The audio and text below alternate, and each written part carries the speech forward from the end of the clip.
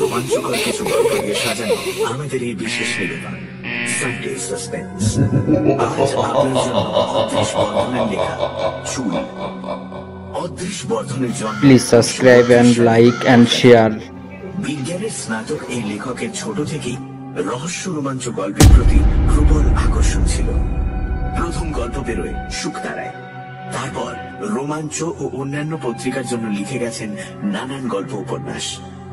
এদেশের গল্প বিজ্ঞান কাহিনীর প্রথম পত্রিকা আশ্চর্য প্রতিষ্ঠাতা ও সম্পাদক হন 1961 সালে। আজকের গল্পটি আমরা নিয়েছি রঞ্জিত চট্টোপাধ্যায় সম্পাদিত নির্বাচিত ভূতের গল্প এই বইটি থেকে।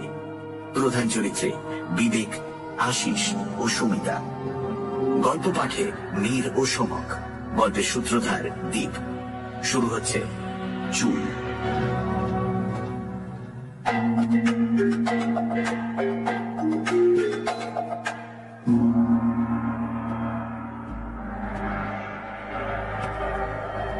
যে কাহিনীটা আপনাদের আজ বলতে যাচ্ছি তা বিশ্বাস করা না করাটা আপনাদের উপর। কেননা নিজের মনেই বিশ্বাস উৎপাদন করানোর মতো যুক্তি আমি আজও খুঁজে পাইনি। বেশ কয়েক বছর আগেকার কথা। সালটা খুব সম্ভব 1932।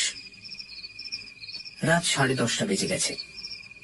শুতে যাবার উদ্যোগ করছি, এমন সময় সদর দরজার কলিং বেলটা বেজে উঠল। আর তার মিনিট খানেক পরেই বিবেকের পুরনো চাকর রাধু হাতে তুলে দিল উপরে লাল পেন্সিলে জরুরি লেখা ভারী এনভেলপটা। ভেতরে কয়েক তাড়া কাগজে দ্রুত হাতে লেখা একটা চিঠি। ড্রয়িং রুমের সোফায় পাশাপাশি বসে আমি আর রমিতা চিঠিটা পড়তে শুরু করলাম। প্রিয় আশিস, সময় খুব অল্প, তাই যথাসম্ভব সংক্ষেপ করে আমার এই কাহিনীটা তোমায় বলে যেতে চাই। এই চিঠি আমার স্বীকৃতিপত্র। প্রয়োজন হলে যথাস্থানে এটা হাজির করার অধিকারও তোমার রইল। প্রায় বছর খানেক আগে ফ্রি স্কুল স্ট্রিট ধরে বাড়ি ফিরছিলাম। রাত তখন প্রায় 9টা। আশপাশের কয়েকটি দোকান বন্ধ হয়ে গেছে, আরো কয়েকটি বন্ধ হচ্ছে। এমন সময় হঠাৎ চোখ পড়ল একটা কিউরিওর দোকানের ওপর। দোকানটা খুব বড় নয়।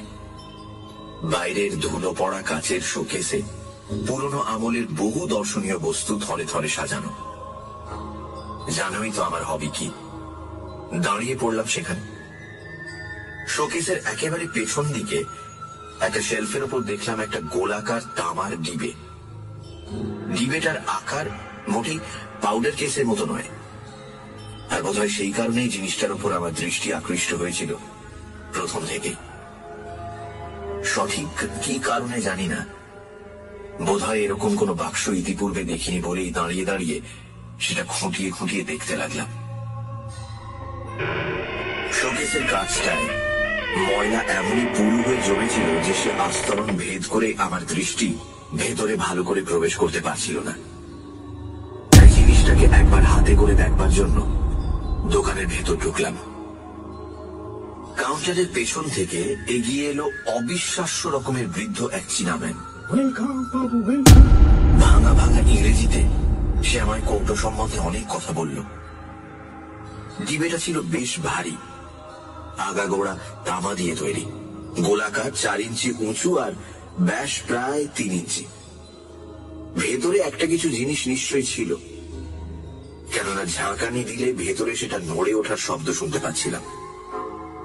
কিন্তু কৌটোটাকে কেউ নাকি আজ পর্যন্ত খুলতে পারেনি। চীনাম্যানটি এটি কিনেছিল চট্টগ্রাম থেকে সদ্য আসা এক জাহাজের খালাসির কাছ থেকে। কিন্তু পৃথিবীর কোন অংশ থেকে ডিবেটির আবির্ভাব ঘটেছে সে সম্বন্ধে কোনো তথ্যই সে আমায় দিতে পারল না।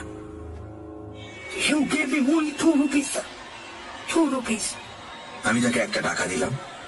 ডিবেটি নিয়ে বাড়ি ফিরে সিধে গেলাম আমার ছোট্ট ওয়ার্কশপটায়। প্রথমেই কৌটোটাকে ঘুরিয়ে ফিরিয়ে ভালো করে জোর আলোয় পরীক্ষা করলাম। সেটার গঠন ভঙ্গি থেকেই মনে হলো বহু পুরনো আমলের সামগ্রী সেটি। এমনকি ডিবেটা তৈরি করার সময় লেদের ব্যবহারও করা হয়নি, আগা গোড়া হাতে তৈরি।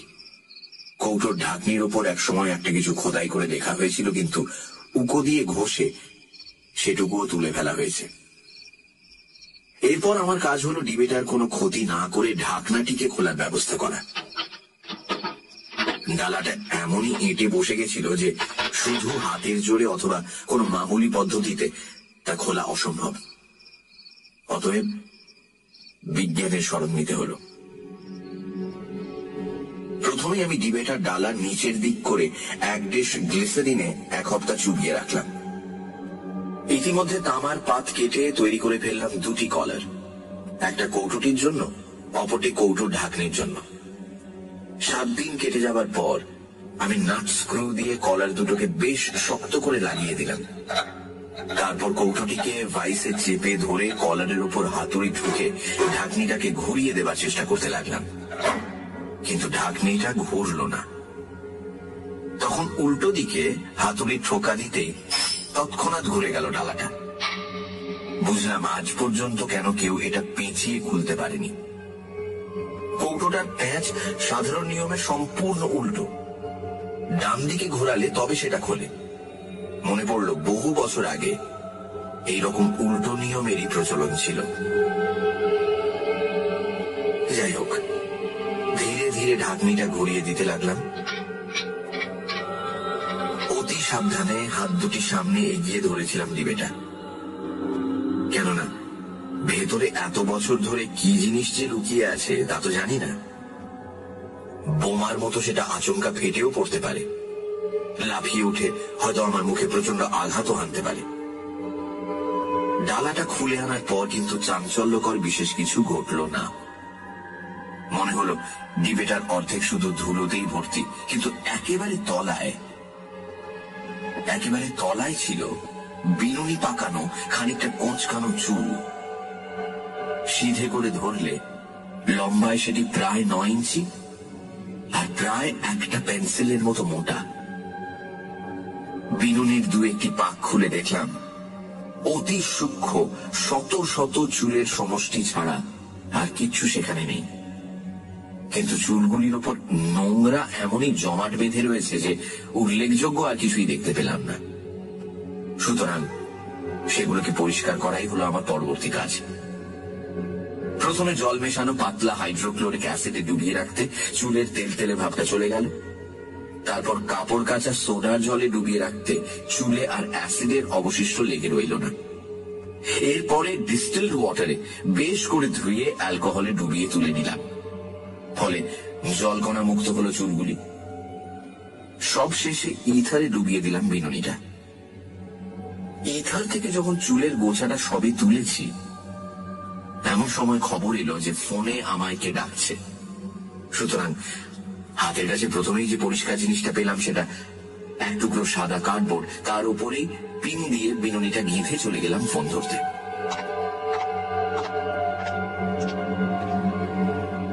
পরে যখন চুলের গুচ্ছটাকে ভালোভাবে পরীক্ষা করলাম, একটি বিষয় দেখে যেমনই আশ্চর্য হলাম তেমনই হলাম কৌতূহলী। চুলগুলি একজন নারীর কেশ থেকে সংগৃহীত হয়নি, বিভিন্ন নারীর কেশ সম্ভার থেকে সংগ্রহ করে এনে তবে তাদের বিনুনি পাকিয়ে এক করে রাখা হয়েছে। ঘোর কৃষ্ণবর্ণ থেকে শুরু করে বাদামি, লালচে, সোনালী, এমনকি শ্বেত শুভ্র চুল পর্যন্ত পাকিয়ে রাখা হয়েছে পরম যত্নে। কোন চুলেরই কৃত্রিম রং নেই। তা থেকেই প্রমাণিত হয় কত বহু বছর আগেকার সেই বিনুনিটি। এরপর নিছক কৌতূহলের বশে 2-1জনকে বিনুনিটি দেখালাম, কিন্তু বস্তুটি তাদের বিশেষ আগ্রহের খোরাক হয়ে উঠেছে বলে মনে হলো না। সুতরাং সেটিকে আমি তামার ডিবেতে ভরে কাবাডের অন্যান্য সংগ্রহের সাথে রেখে দিলাম। তারপর এক সময় ধীরে ধীরে মন থেকে মুছে গেল সে কথা। আর তারপরেই ঘটল অদ্ভুত ঘটনাটা। প্রায় 10 দশেক পরে হঠাৎ দেখা হয়ে গেল আমার এক বন্ধুর সাথে আরেক বন্ধুর বৈঠকখানায়। বন্ধুটির নাম সমরজিৎ। সমরজিতের কপাল ঘিরে একটা পুরো ব্যান্ডেজ। স্বভাবতই জিজ্ঞেস করলাম তার মাথায় কি হয়েছে, কিন্তু তার উত্তর শুনে অবাক হয়ে গেলাম। মাথায় যে তার কি হয়েছে তা সে নিজে তো জানেই না, এমনকি তার ডাক্তারও জানে না। চা খেতে খেতে আচম্বিতে সে ধড়াস করে পড়ে যায় মেঝের উপর, নিস্পন্দ দেহ থাকে পড়ে। বেজায় ভয় পেয়ে গিয়ে তার স্ত্রী তৎক্ষণাৎ খবর পাঠালে ডাক্তারের কাছে। মিনিট 5 মধ্যে চেতনা ফিরে আসতে উঠে বসে জিজ্ঞাসা করলো সমরজিৎ যে কে তার কপালে মারল। কিছুক্ষণের মধ্যে সুস্থ হয়ে উঠল সে। শুধু কপালে তীব্র যন্ত্রণা বোধ ছাড়া আর বিশেষ কোনো অসুবিধা রইল না। কপালের যে জায়গাটায় যন্ত্রণাটা অনুভূত হচ্ছিল সেখানটায় ডাক্তার প্রথমে একটা লালচে দাগ ছাড়া আর কিছুই দেখতে পেল না। দাগটা ধীরে ধীরে স্পষ্ট হয়ে উঠছিল, ধীরে ধীরে পরিষ্কার হয়ে ফুটে উঠতে লাগলো দাগটা। শেষে মনে হলো কপালের ওই জায়গাটায় লাঠি দিয়ে হানা হয়েছে এক প্রচন্ড আঘাত। পরের দিন দাগটা সেই রকমই রইল, তবে দেখা গেল দাগটার চারদিকে বেষ্টন করে গোল ভাবে ফুটে উঠেছে থেতলে যাওয়ার মতো একটা চিহ্ন, নীলচে কালশিটের আভা। তারপর ধীরে ধীরে সব ভালো হয়ে আসতে লাগলো। ব্যান্ডেজ খুলে সমরজিৎ দাগটা আমায় দেখালো। গোলাকার কালশিটের মাঝে ঈষৎ বাঁকানো রক্তবর্ণ একটা দাগ ছাড়া আর কিছুই নেই। বিশ্রী কৃমি কীটের মতো লাল আভা নিয়ে প্রকট হয়ে রয়েছে দাগটা। ডাক্তারের মতে দুর্বলতাবশত হঠাৎ মাথা ঘুরে যাওয়ার ফলে পড়ে যায় সমরজিৎ।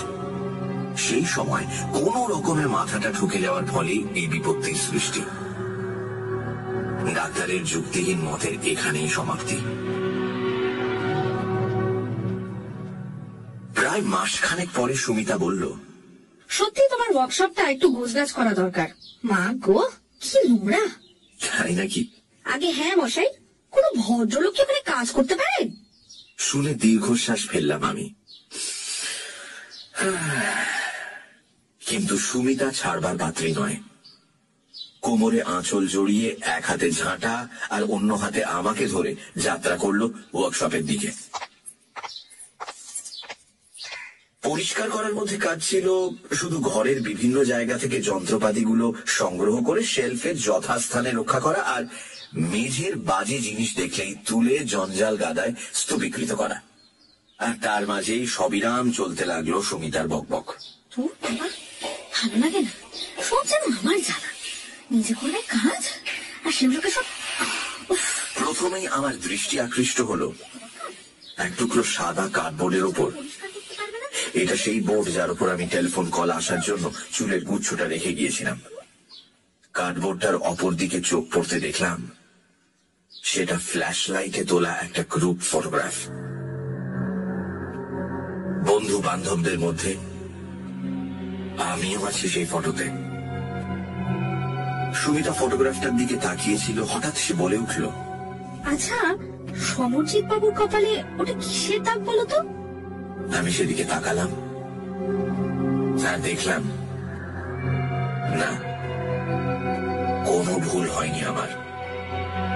সেই একই দাগ যে দাগ দেখেছিলাম 1 মাস আগে সমরজিতের কপালে, সেই রকমই কিছুটা বাঁকানো রক্তবর্ণ চিহ্ন।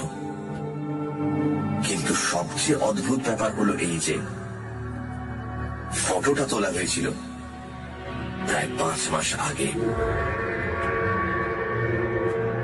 এরপর আমরা ফটোগ্রাফের পেছন দিকটা লক্ষ্য করলাম।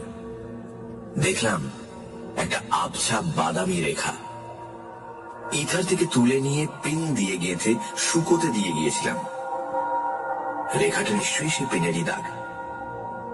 আর তারপরে কার্ডবোর্ডটা ইথাটুকু শুষে নিয়েছে বলেই বিপরীত দিকে সমরজিতের কপালে ফুটে উঠেছে এই দাগটা। পিনের দাগের মধ্যে দিয়ে একটা ছুঁচ এ ফোঁড় ও ফোঁড় করে দিতে সত্যি সেটা এপাশে সমরজিতের কপালের সেই চিহ্নটার মধ্যে দিয়ে বেরিয়ে এলো। দুটো ঘটনাই একসাথে সংঘটিত হওয়াটা আপাত দৃষ্টিতে বেশ অদ্ভুত। এরপর কি জানি আমার মনে হলো আমি সময় সম্বন্ধে নিঃসন্দেহ হওয়ার প্রয়াস পেলাম। অবশেষে স্থির একটা সিদ্ধান্তেও পৌঁছলাম। একটা বিশেষ দিনে 4টে থেকে 4:15 সময় আমি ফটোগ্রাফটা পিন দিয়ে গেঁথেছিলাম, আর ঠিক সেই দিনই প্রায় 4:15 সময় সমরজিতের ওপর হয়েছিল সেই আশ্চর্য আক্রমণটা। এই সিদ্ধান্ত সম্বন্ধে আমার মনে সন্দেহের বাষ্পটুকু অবশিষ্ট রইল না। দুটো ঘটনার মধ্যেই রয়েছে বেশ স্পষ্ট একটা এককালীন সংঘটনের সম্পর্ক। এই কথাগুলোই একদিন চিন্তা করতে করতে আচমকা মনের মধ্যে উদয় হলো একটা মতলবের। পরীক্ষাটা একবার চেষ্টা করে দেখতে হবে। অবশ্য সমরজিৎ বেচারের উপর আর নয়, কেননা ইতিপূর্বেই তার উপর অজান্তেই তো বেশ একচোট হয়ে গেছে। আর তাছাড়া সে আমার বন্ধু তো বটেই। শত্রুদের প্রতি আমাদের যে সদয় ভাবাপন্ন হওয়া উচিত, এই হিত বাক্য আমার অজানা নয়। আর বাস্তবিক পক্ষে সে বাক্য আমি কিছু কিছু মেনে চলতেও চেষ্টা করি।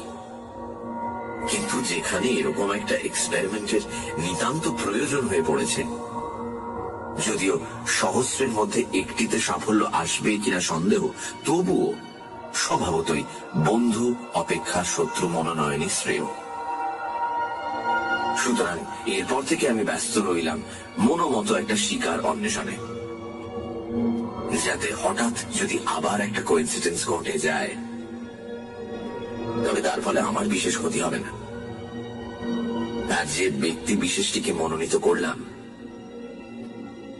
সে আমার পরবর্তী গৃহের অধিবাসিনী এক আয়া।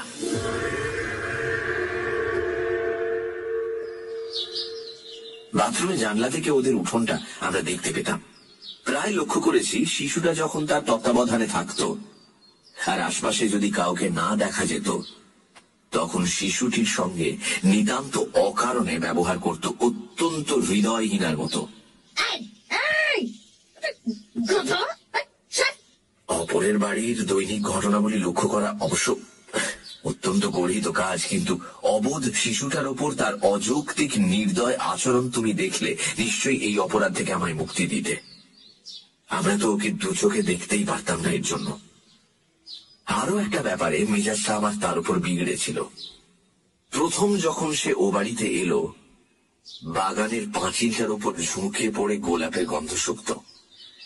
এতেই যদি ক্ষান্ত থাকতো তাহলে কিছুই হতো না, কিন্তু অনর্থক বোঁটা শুদ্ধ ফুলগুলো তুলতো আর ছুঁড়ে ফেলতো মাটিতে। অচিরেই সেই ঘটনার পুনরাবৃত্তি হওয়া আমি বন্ধ করলাম। পাঁচিলের ওপর থেকে সহজলভ্য কয়েকটি গোলাপ গাছের চারপাশে বঁড়শি দিয়ে এমন সুকৌশলে এক দুর্ভেদ্য ব্যারিকেড বানালাম যে পরের দিনই সকালে বেশ একটু হইচই শোনার পর 1 সপ্তাহ ধরে দেখেছিলাম আয়ার হাতে পুরো ব্যান্ডেজটা। মোটের উপর আমার এক্সপেরিমেন্টের পক্ষে সম্পূর্ণ উপযুক্ত ব্যক্তি হলো সে। কাজেই আমার প্রথম কাজ হলো তার একটা ফটোগ্রাফ তুলে ফেলা। পরের দিন ঝলমলে রোদ্দুর ভরা সকালে যখন সে উঠোনে পায়চারি করছে, আমি বাথরুমের জানলা থেকে এরোপ্লেন ওড়ার মতো কি ওইরকম একটা বিদঘুটে শব্দ করতে সে মুখ তুলে তাকালো, আর তৎক্ষণাৎ শাটার টিপে দিলাম। প্রথম প্রিন্টটা যখন শুকলো, সেই রাতেই প্রায় 11টার সময় আমি চুলের বিনুনিটা নিয়ে তার কপালে দুটো পিন দিয়ে আটকে রাখলাম। অবশ্য নিজের এই নির্বোধ কার্যকলাপের জন্য হাসি পাচ্ছিল খুবই, কিন্তু নিতান্তই একটা ছেলে খেলা পরীক্ষার মতো সহজভাবে সেটাকে গ্রহণ করতে পেরেছিলাম। তারপর পিন লাগানো ফটোগ্রাফটা রেখে দিলাম ওয়ার্কশপের কাবাডে। সানডে সাসপেন্স, শুধুমাত্র মির্চি 98.3-তে। গল্পের পরবর্তী অংশ।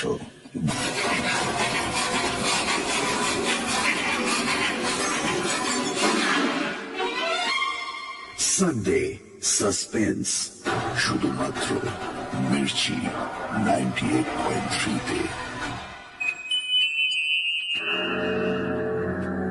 সানডে সাসপেন্সে আজ অদৃশ বর্ধনের লেখা চুল।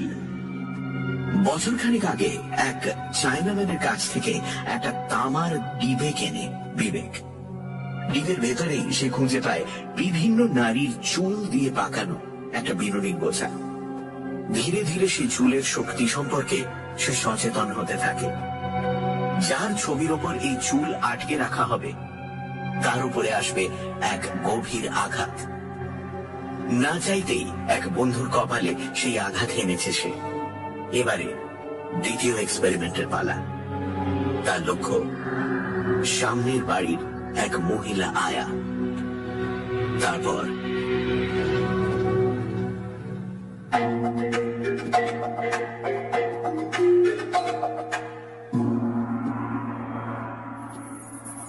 পরের দিন সন্ধ্যায় বাড়ি ফিরতে সুমিতা বলল, এই শুনেছ, আজকে সকালে নাকি পাশের বাড়িতে আয়াটাকে বিছানায় মরে পড়ে থাকতে দেখা গেছে।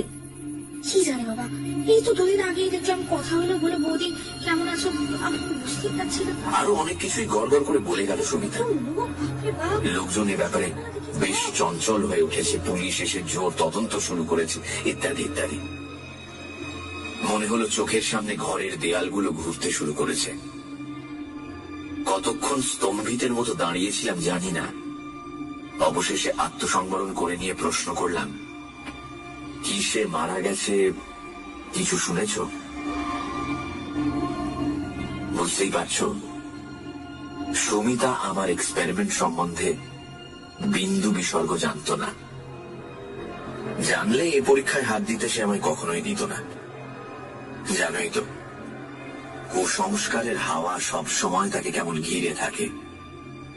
আমার সঙ্গে এতকাল বসবাসের পরও মনের অন্ধকার তার এখনো পুরোপুরি ঘোচেনি। যত তাড়াতাড়ি পারলাম সুমিতা চোখের আড়ালে যেতেই ওয়ার্কশপের কাভার থেকে বার করলাম ফটোগ্রাফটা।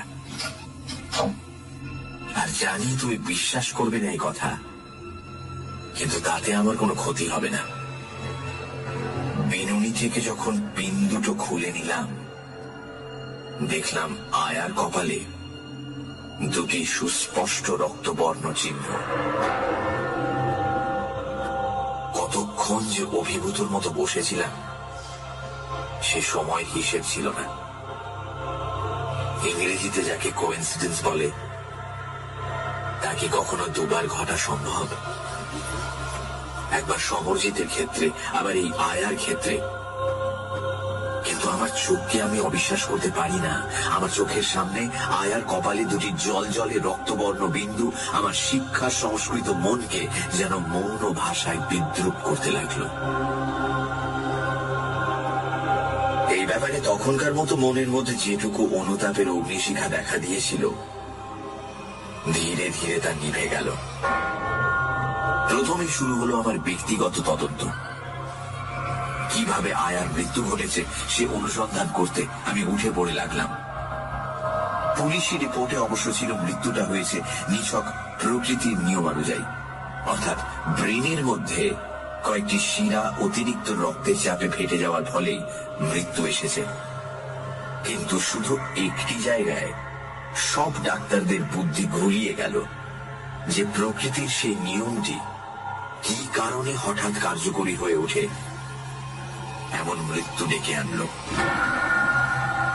সমরজিতের কপালে যেমন চিহ্ন দেখেছিলাম, এরও কপালে ছিল হুবহু সেই চিহ্ন, তবে এবার সংখ্যায় 2টি। 2-1 ডাক্তার অবশ্য বলেছিল যে এক্স রে করে করটির ভেতরটা দেখা যাক। এক্স রে ফটো উঠেছিল, কিন্তু আভ্যন্তরিক কোনো স্নায়ু বিকৃতি দেখা যায়নি। সুতরাং ব্যাপারটা শেষ হয়ে গেল এই গানে। কিন্তু আমার মাথা তখন চঞ্চল, হাজারটা চিন্তা ঘুরে বেড়াচ্ছে। শরীর খারাপ থাকার জন্য মাথা ঘুরে পড়ে যাওয়াটাও তো আয়ার পক্ষে সম্ভব। আরো তো কত কারণ থাকতে পারে। সত্যি কি ওই কেশগুচ্ছের সঙ্গে এই মৃত্যুর কোনো সম্পর্ক আছে? বাস্তবে ওইখানেই বিষয়টার ওপর আমি জবনিকা টেনে দিতে পারলাম না। সুতরাং আবার একটা পরীক্ষার জন্য খুঁজতে লাগলাম আর একজনকে। আর অনেক ভেবে চিনতে আমার বাড়ির উল্টো দিকের বাড়ির এক বাসিন্দাকে মনে মনে বেশ পছন্দ হয়ে গেল। লোকটি অবশ্য আয়ার মতো ততটা খারাপ ছিল না, কেননা নিষ্ঠুর প্রকৃতির মানুষ সে নয়, অন্তত নিজের ইচ্ছেই তো নয়। শুধু সারাদিন, বিশেষ করে গভীর রাত পর্যন্ত বেহালা বাজাবার এক বিদঘুটে নেশা তার ছিল। সুতরাং স্থির করলাম খুন করাটা উচিত হবে না, তার চেয়ে অল্পের ওপর দিয়ে একটু মজা করা যাক। মুশকিলটা হলো ফটো তোলা নিয়ে, কেননা বাইরে সে খুবই কম বেরোত। যার সঙ্গে আমার দৈনিক একাধিকবার চোখাচোখি হচ্ছে, তার অগোচরে তারই মুখের পরিষ্কার ফটো তোলা যে কি কঠিন ব্যাপার তা তুমি উপলব্ধি করছো নিশ্চয়ই। যাই হোক, প্রায় দিন 15 পরে এই দিকটা আমি কোনো মতে কায়দা করে সামলে নিলাম। ফটোটা যদিও খুবই ছোট্ট হয়েছিল, কিন্তু পরে আমি সেটা বেশ বড় করে এনলার্জ করে নিলাম। সন্ধ্যের পর থেকে উপরের একটা ঘরে বেশ অঙ্গভঙ্গি করে ছড়ি টানত ভদ্রলোক। এক নাগারে টেনেই যেত, আর বিচিত্র সব রাগরাগিনীর স্বরলহরীতে ভরিয়ে তুলত আকাশ বাতাস। সুতরাং রাতের খাওয়া সাঙ্গ হলে আমি গেলাম আমার ওয়ার্কশপে জানলায়, অপেক্ষা করতে লাগলাম সেখানে। খেয়ে দিয়ে এসে লোকটি যখন আবার ছড়ি তুলল, আমিও তুলে নিলাম আমার চুলের গোছাটি। সে যখন ছড়ি ছোঁয়ালো বেহালার তারে, আমি বিনুনি দিয়ে স্পর্শ করলাম ফটোটি আলতো ভাবে। প্রথম যখন বিনুনিটা ছুঁয়ে গেল ফটোটা, ভদ্রলোকের বেহালা থেকে উত্থিত হলো এক বেসুরো শব্দ। এতে আমার মনটা তৃপ্ত হলো না। আবার ধীরে ধীরে বিনুনি ছোঁয়ালাম ফটোটিতে। এবার আর কোনো সন্দেহই রইল না। অত্যন্ত ক্ষিপ্রভাবে কাঁধ থেকে সে নামিয়ে নিল বাদ্যযন্ত্রটি এবং প্রায় মিনিট 5 ধরে ডাঙায় ওঠা মাছের মতো খাবি খেতে লাগলো। তার ছটফটানি দেখে মনে হলো নিঃশ্বাস যেন তার রুদ্ধ হয়ে আসছে। উদ্গ্রীব হয়ে দেখতে দেখতে আমি এমন অবাক হয়ে গেলাম, মনে হলো যেন আমার নিজেরও নিঃশ্বাস ক্রিয়া বন্ধ হয়ে আসছে।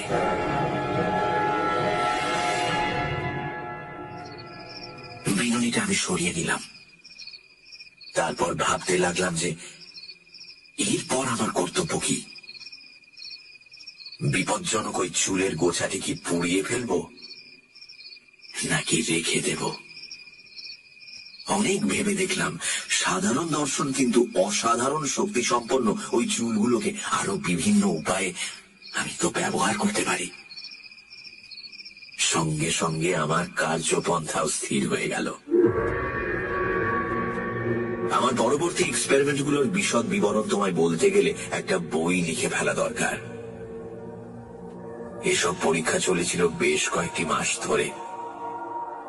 শেষকালে গোটা বিষয়টাকে আমি এমন একটা নিখুঁত বিজ্ঞান পরিধির মধ্যে কেন্দ্রীভূত করে ফেললাম যে কোনো জীবন্ত প্রাণীকে মশা মারার মতো ক্ষুদ্র যন্ত্রণা দেওয়া থেকে শুরু করে হত্যা করা পর্যন্ত আমার কাছে নিতান্ত ছেলে খেলার ব্যাপার হয়ে দাঁড়ালো। মনে রেখো, এই সাফল্য এসেছিল একটি পুরুষ, একটি নারী, অসংখ্য কুকুর, বিড়াল, খরগোশ আর চেতনা সম্পন্ন প্রাণীর বিনিময়ে। এরকম একটা আবিষ্কার করে যে আনন্দ আমি পেয়েছিলাম, এক্সপেরিমেন্টের পর এক্সপেরিমেন্ট করে যে মজা অনুভব করেছিলাম, তা প্রকাশ করা ভাষার সাধ্য নয়। মনটা কেমন জানি এক নিষ্ঠুর আনন্দে উঠত ভরে, আর বারবার সেই আনন্দেরই আস্বাদ পাওয়ার নেশায় মনটা ব্যাকুল হয়ে উঠত।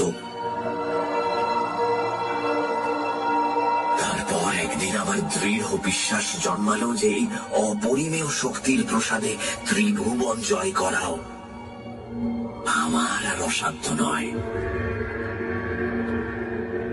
কেশগুচ্ছটার ব্যবহার মাত্রা সম্বন্ধে আমার জ্ঞান, অভিজ্ঞতা এবং দক্ষতা এমনই গভীর আর নির্ভুল হয়ে উঠল যে ভাবলাম এরপর যদি এই শক্তিকে বাস্তব ক্ষেত্রে প্রয়োগ না করি তাহলে সেটা হবে নিতান্তই পরিতাপের বিষয়।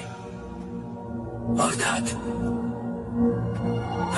অন্যভাবে বলতে গেলে অধিক জীবন নষ্ট না করে অল্প সময় এবং অল্প প্রয়াসে সৌভাগ্য সূর্যকে মধ্য গগনে আনতে হলে এবার শক্তির বাস্তব প্রয়োগ নিতান্তই প্রয়োজন। ভেবে দেখলাম অপ্রিয় ভাজন আর অবাঞ্ছিত ব্যক্তিদের উপর ক্রমাগত শক্তির প্রয়োগ করতে গেলে সময় লাগবে অনেক। অর্থাৎ ধরা যাক যে লোকগুলোকে তুমি দুচক্ষে দেখতে পারো না, তাদের নামে মোটা টাকার ইন্স্যুরেন্স করে দিলেন। এরপরে তাদের মৃত্যু হওয়াটা নিতান্ত অস্বাভাবিক হয়ে দাঁড়াবে। সুতরাং অন্ততপক্ষে 1 বছর তো তোমাকে অপেক্ষা করতেই হবে। আর তাছাড়া কয়েকবার এইরকম মৃত্যু হওয়ার পর প্রত্যেকেরই মনে একটা খটকা লাগবে। তখনই কোম্পানির পেমেন্ট দেওয়া নিয়ে শুরু হবে হাঙ্গামা। ভাবতে ভাবতে আচমকা মস্তিষ্কের স্নায়ুগুলোর মধ্যে দিয়ে বিদ্যুৎ চমকের মতোই খেলে গেল এক অভিনব পরিকল্পনা। তোমার বোধহয় মনে থাকতে পারে যে কয়েক মাস আগে থেকে আমি রেস কোর্সের মাঠে যাতায়াত শুরু করেছিলাম, আর প্রতিটি বাজিতে মোটা টাকা ফেলেছি, তুলে এনেছি তার বহু গুণ অর্থ। তোমরা বলেছিলে হঠাৎ আমার উপর মা লক্ষ্মী সদয় হয়ে উঠেছেন, কেননা একটি বাজিতেও না হেরে স্বল্পকালের মধ্যে কয়েক লাখ টাকার মালিক হওয়ার এরকম নজির তোমাদের চোখে আর পড়েনি। কিন্তু আমার এই সৌভাগ্যের মূলে কি ছিল জানো?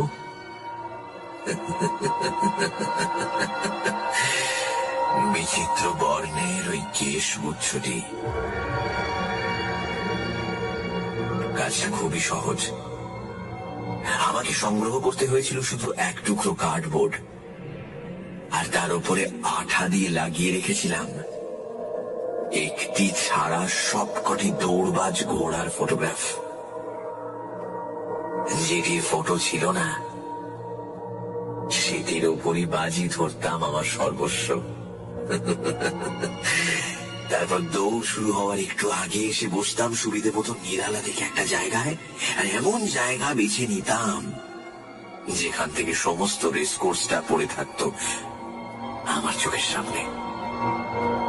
ভাবছো বুঝি রেসের ঘোড়াগুলোকে আমি জখম করে দিতাম? ভুল ধারণা। মারাত্মক রকমের আমি কিছুই করতাম না। শুধু ঘোড়াগুলো যখন দৌড়তে শুরু করত, আমি বিনুনিকে খুব আলতো ভাবে ফটোগুলোর উপর দিয়ে বুলিয়ে নিয়ে যেতাম। ফলে ক্লান্তিবোধ ছাড়া ঘোড়াগুলোর কোনো ক্ষতি হতো না। যদি দেখতাম তা সত্ত্বেও কোনো তেজি ঘোড়া আমার প্ল্যান বানচাল করার চেষ্টা করছে, তখন আবার একটু মোলায়েম স্পর্শ, ব্যাস। দৌড়ের মাঝে সবকটি ঘোড়াই যেন ক্লান্ত হয়ে না পড়ে আর দৌড় যেন পণ্ড না হয়ে যায়, সেজন্য আমি গোড়া থেকে বেশ সতর্ক থাকতাম। একটা ছাড়া সবকটি ঘোড়াই যদি মাটিতে লুটিয়ে পড়ে অথবা থেমে গিয়ে ছটফট করতে থাকে, তাহলে রেস বাতিল হয়ে যাওয়ার সম্ভাবনা খুবই বেশি। সুতরাং রীতিমতো নৈপুণ্যের সঙ্গে চুলের গোছা ব্যবহার করেছি প্রত্যেকবার, আর ঘরে এনেছি টাকা। প্রচুর টাকা।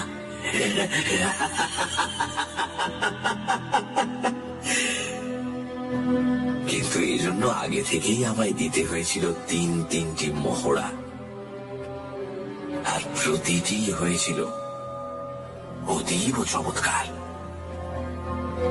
এই সময় থেকেই আমার মানসতটে আছড়ে পড়তে লাগলো একটির পর একটি পরিবর্তনের ঢেউ। তোমার কাছে সবই আজ স্বীকার করতে বসেছি, গোপন কিছুই করব না। সাধারণ মধ্যবিত্তের অনটনের মধ্যে থেকে অপরিমেয় ক্ষমতা আর অর্থ প্রাচুর্যের মধ্যে এসে পড়লে পরিবর্তন আসাটা স্বাভাবিক। আমি যে শুধু বৈভব স্রোতে গা ভাসালাম তা নয়, সেই সাথে বিস্মৃত হলাম আমার আজন্মের শিক্ষা, নৈতিক নিষ্ঠা। ভুলে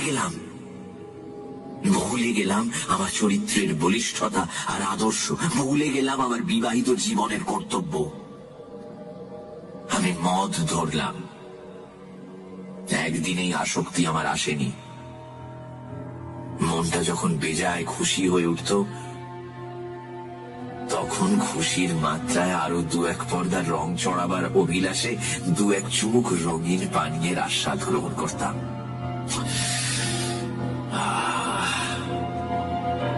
যতদিন যেতে লাগলো, অর্থ আসতে লাগলো স্রোতের মতো, আর ততই ধীরে ধীরে মনের যেটুকু বাধা ছিল তাও গেল মুছে। বিজয় গৌরবে উল্লসিত হয়ে মদ খাওয়াটা তখন প্রায় রোজকার কাজে দাঁড়িয়ে গেছে। এই জন্য কোনোদিন কোনো গ্লানি অনুভব করিনি। সুমিতা প্রথমটা ধরতে পারেনি। তারপর যখন পানীয়ের মাত্রা সীমা ছাড়ালো, সুমিতার আর কিছুই অজ্ঞাত রইল না। কিন্তু ভাই আশিস, তার মতো স্ত্রী পাওয়া বহু জন্মের পুণ্যের ফল ভাই। সে রাগ করেনি, কড়া কোনো কথাও শোনায়নি, অভিমানও করেনি। শুধু গভীর দুটি বড় বড় চোখে নীল সায়রের মতো অশ্রুধারা তুলিয়ে আমাকে মিনতি করেছে। দুটি পা চোখের জলে ধুইয়ে দিয়েছে, কিন্তু তবুও আমার চৈতন্য হয়নি। হেসে তার মিনতিকে উড়িয়ে দিয়েছি, বলেছি, খাচ্ছি তো খাবারই জিনিস, অখাদ্য তো নয়। কেন এত ভাবছো বলো তো? আর যে কত কি বলেছি তা মনে নেই, কিন্তু জানোই তো, যার ওপর সুর আর ক্রিয়া একবার শুরু হয়, ধীরে ধীরে লুপ্ত হয়ে আসে তার স্বাভাবিক বুদ্ধিবৃত্তি আর চৈতন্যবোধ। এইরকমই এক রঙিন নেশা ভরা মুহূর্তে সুমিতা চোখের জলে দুটি গাল ভাসিয়ে আমাকে কাকুতি মিনতি করে বলেছিল এই জিনিস ত্যাগ করতে। ওই রকম একটা সুন্দর আমেজ ভরা মিষ্টি মুহূর্তে কানের কাছে একঘেয়ে কান্না শুনতে শুনতে হঠাৎ কেমন জানি মেজাজটা বিগড়ে গেল। বললাম, আমার স্ত্রী তুমি আমার সহধর্মিনী। যে ধর্ম আমার, সে ধর্ম তোমারও। অতএব এরপর যা হলো তা লিখে আর লেখনী কলঙ্কিত করতে চাই না। সুমিতার মুখে শেষ পর্যন্ত এক ফোঁটা উইস্কিও ঢালতে পারিনি, কিন্তু সেদিন তার যা মূর্তি দেখেছিলাম, জীবনে আর দেখিনি সেই মূর্তি। এখনো যেন চোখের সামনে দেখতে পাচ্ছি তাকে, তার মুখ কান্নার জলে ভেজা, চুল এলোমেলো, আর পরনের জামা কাপড় এদিক সেদিক। কণ্ঠে তার সে কি তীব্রতা! আমি বারণ করছি তো, আমি এসব মুখে ছাড়বো না। ছাড়ো আমাকে, ছাড়ো আমাকে, আমার ভালো লাগছে না, কিন্তু আমি মনে রাখছি আমাকে ছাড়ো। যেটুকু চৈতন্য আমার জেগেছিল, এরপর সেটুকুও যেন লোপ পেল। সে কি বলেছিল মনে নেই, শুধু মনে আছে মাথার মধ্যে যেন দাউ দাউ করে জ্বলে উঠেছিল নরকের আগুন। চিৎকার করে বলেছিলাম, তবে দেখ দেখো আমার ক্ষমতা, মদ তোমাকে আজ খাওয়াবই। চোখের পলকে আলমারি থেকে টেনে বার করলাম পারিবারিক অ্যালবাম, আর পকেট থেকে চুলের গোছাটা বার করে চেপে ধরলাম ফটোটির ওপর।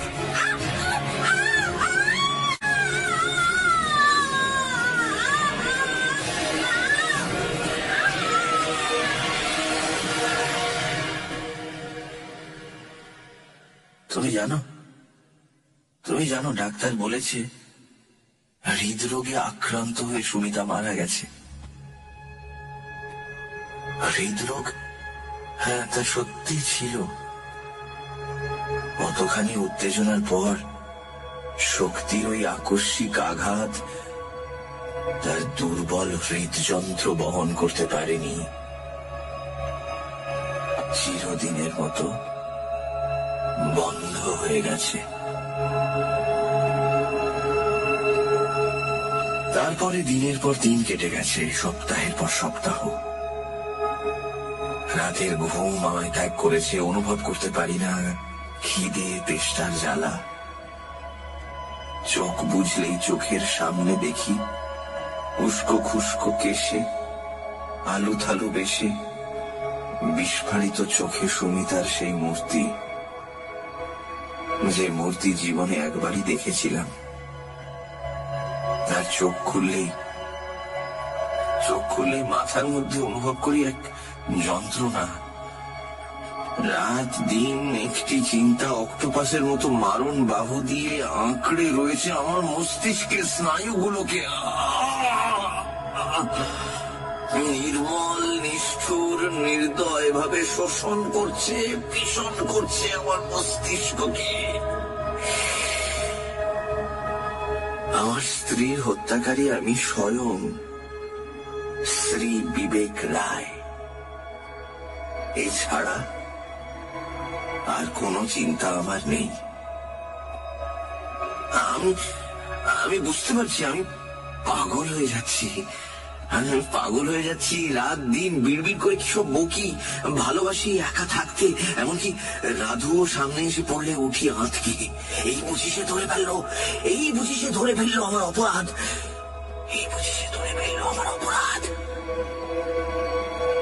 আমি বেশ বুঝতে পারছি আমার চিন্তাধারা বিকৃত হয়ে যাচ্ছে, আমি উন্মাদ হয়ে যাচ্ছি। কিন্তু তার আগেই লিখে রেখে গেলাম আমার স্বীকৃতি। বিশ্বাস করো আর নাই করো, যে মহাপাপ আমি করেছি তার শাস্তি দেবার আয়োজন করেছেন বিধাতা স্বয়ং সারাটা জীবন ধরে। কিন্তু আমি পারবো না। এ শাস্তি সারা জীবন ধরে বহন করছে, আমি পারবো না। আশিস,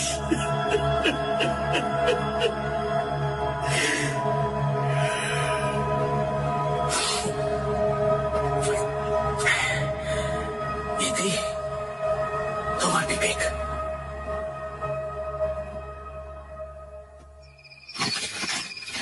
স্ত্রী শোকে সত্যি বেচারা একেবারে উন্মাদ হয়ে গেছে। চিঠিটা ভাঁজ করতে করতে বললাম আমি, ওগো, আমার ভীষণ ভীষণ ভয় করছে। আমার মনে হচ্ছে এক্ষুনি কোনো বিপদ হবে। আমাদের এক্ষুনি এখান থেকে যেতে হবে।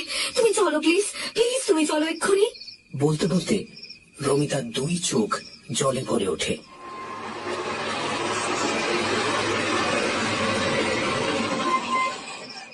কয়েক মিনিটের মধ্যেই আমরা পৌঁছলাম বিবেকের প্রাসাদে। 3 তলায় ওর ঘর। দরজা বন্ধ ছিল, ঠেলা দিতেই খুলে গেল।